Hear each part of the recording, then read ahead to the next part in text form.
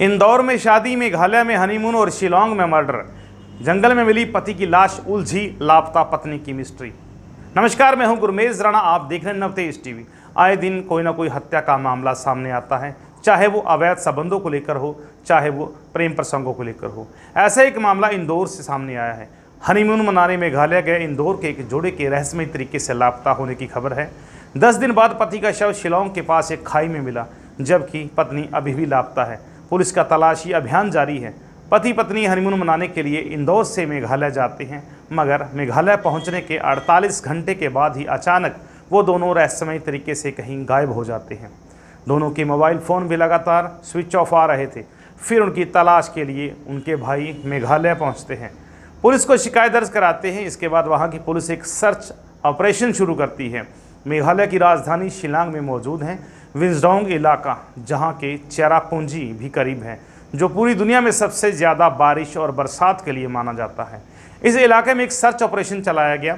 इस search operation में Meghalaya police, SDRF, SOT और जेंटिया हिल्स माउंटेनियरिंग क्लब से जुड़े 2 लोगों की तलाश में जुटे हैं। ये 2 लोग एक ऐसे नए नवेले दूल्हा दुल्हन हैं जो हनीमून मनाने के लिए यहाँ आए थे। असल में इंदौर के ट्रांसपोर्ट कारोबारी राजा रघुवंशी की शादी 11 मई को सोनम के साथ हुई थी। शादी दोनों परिवार वालों की मर्जी से हुई थी। शादी के 9 दिन बाद हनीमून मनाने के लिए राजा रघुवंशी अपनी पत्नी सोनम के साथ इंदौर से गुवाहाटी जाते हैं। दोनों कनेक्टिंग फ्लाइट से इंदौर से बेंगलुरु होते हुए 20 मई की शाम गुवाहाटी पहुंचते हैं।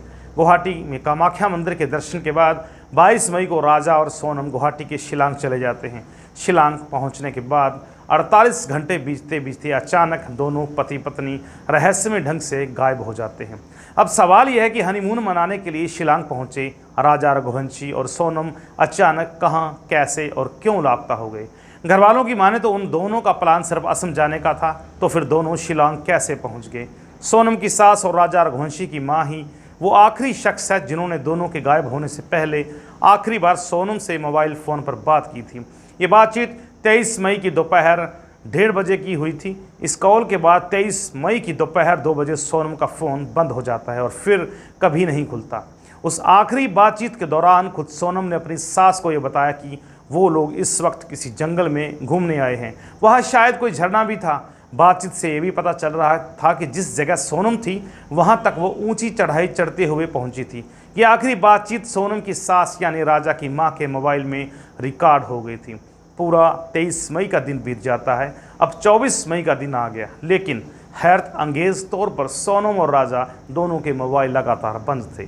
पहले तो घर वालों को लगा कि जिस जगह दोनों हैं शायद वहाँ नेटवर्क का इशू है, लेकिन अगले 2 दिनों तक जवाब दोनों के फ़ोन से नहीं आए। तो अब घर वालों को फिक्र सताने लगी कि 25 मई को भी फ़ोन आया नहीं और ना ही दोनों ने इंदौर अपने घर वालों से संपर्क किया। तब घर वालों को लगा कि कहीं कुछ गड़बड़ ना हो। इसी के बाद 26 मई को राजा और सोनम दोनों के भाई इंदौर से शिलांग पहुंचे। शिलांग पहुंचने के बाद पहली बार राजा और सोनम के भाई ईस्ट सोना पुलिस स्टेशन में दोनों की गुमशुदगी की रिपोर्ट लिखवाते हैं। तब तक राजा और सोनम गायब हुए 3 दिन हो चुके थे। इत्तेफाक से 23 मई को गुम होने से पहले राजा और सोनम ने शिलांग की अपनी कुछ तस्वीरें घर वालों से शेयर भी की थी। उनमें से एक तस्वीर में एक एक्टिवा स्कूटी नज़र आ रही थी। स्कूटी के पीछे एक फ़ोन नंबर भी था। शिलांग पहुंचने के बाद राजा के भाई ने उस नंबर पर कॉल किया। पता चला कि वे उन लोगों के नंबर थे जो सैलानियों को स्कूटी रेंट पर दिया करते थे। पूछताछ के दौरान पता चला कि 23 मई को राजा रघुवंशी ने भी एक स्कूटी किराए पर ली थी। शिकायत दर्ज होने के बाद मेघालय पुलिस जांच कार्रवाई शुरू करती है। जांच के बाद यह पता चलता है कि राजा और सोनम 22 मई को शिलांग के मावा लिखित इलाके में पहुंचे थे। वहां दोनों शिपारा होम स्टे में रुके थे। 22 मई को ही उन्होंने एक्टिवा स्कूटी किराए पर ली और फिर एक लोकल गाइड के साथ आसपास घूमने निकल गए। 23 मई की सुबह 6 बजे दोनों शिपारा होम स्टे से चेकआउट कर जाते हैं। उसी दिन दोपहर 1:30 बजे सोनम की आखिरी बार अपनी सास से बात होती है। फिर 2 बजे उसका मोबाइल बंद हो जाता है। इसके बाद दोनों कहाँ गए कुछ पता नहीं चलता। पर इसी बीच 24 मई की रात मवाल लिखित के करीब 25 किलोमीटर दूर ओसरा हिल की पार्किंग में एक स्कूटी लावारिस हालत में पाई जाती है। ये वही स्कूटी थी जो राजा ने किराए पर ली थी।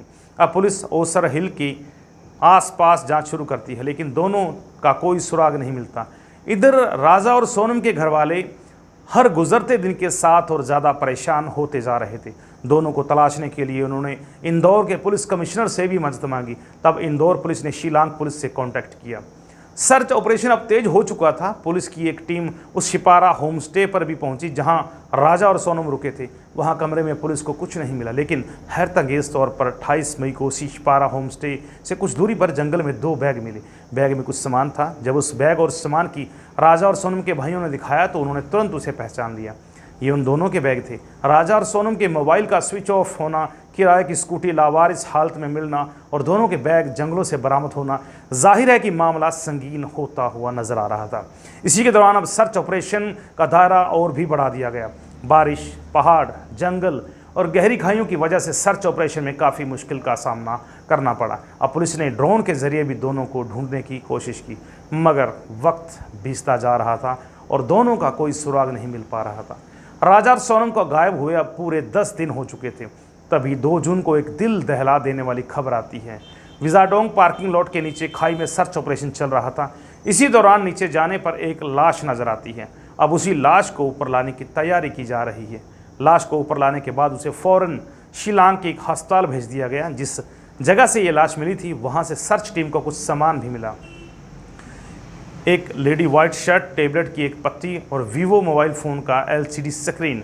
लाश की कलाई पर एक स्मार्ट वॉच भी बंधी हुई थी।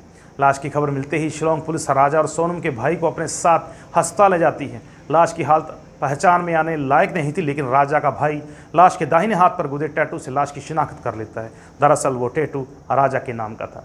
जिस जगह लावारिस स्कूटी बरामद हुई थी, जहां से राजा की लाश मिली, उन दोनों की जगह 25 किलोमीटर का फासला था।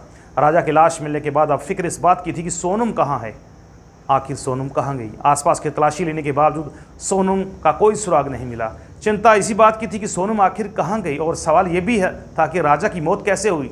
तो शिलांग पुलिस ने पोस्टमार्टम रिपोर्ट आने के बाद इस मामले में कत्ल का मुकदमा दर्ज कर लिया। शुरुआती जांच के मुताबिक ओसरा हिल्स के आसपास बहुत सारे लोकल गैंग एक्टिव हैं। जिस जगह शिप्रा होम स्टे में राजा और सोनम रुके थे, वहाँ भी लोकल गैंग का आना जाना था। तो क्या राजा की मौत के पीछे लूटपाट तो वजह नहीं, क्योंकि राजा का पर्स, गले की चैन, हीरे और सोने की अंगूठी, ब्रेसलेट और पावर बैंक गायब है। चैन और अंगूठी की कीमत घरवालों के हिसाब से 10 लाख रुपए है। फिलहाल शिलांग पुलिस की पूरी कोशिश सोनम को ढूंढने की थी, लिहाजा सर्च ऑपरेशन अब जारी है। इस केस की तह तक पहुंचने के लिए एक स्पेशल इन्वेस्टिगेशन टीम भी बनाई गई। हालांकि 14 दिन बीत जाने के बाद भी अभी तक सोनम का कोई सुराग नहीं मिला। अब इस कहानी में, इस क्राइम स्टोरी में क्या कुछ नजर आता है, पुलिस कहां तक पहुंचती है। शिलांग पुलिस के साथ में जो कमिश्नर है, जिन्होंने परिजनों को आश्वासन दिया है, क्या वाकई में सोनम और राजा की इस खौफनाक मिस्ट्री के विषय में पुलिस जांच कर पाएगी, या फिर प्रेम प्रसंग का मामला नजर आएगा। तो कमेंट्स बॉक्स में अपने कमेंट्स ज़रूर करें, अपनी राय ज़रूर दें, और अगली कहानी जल्द ही आपके रूबरू होगी।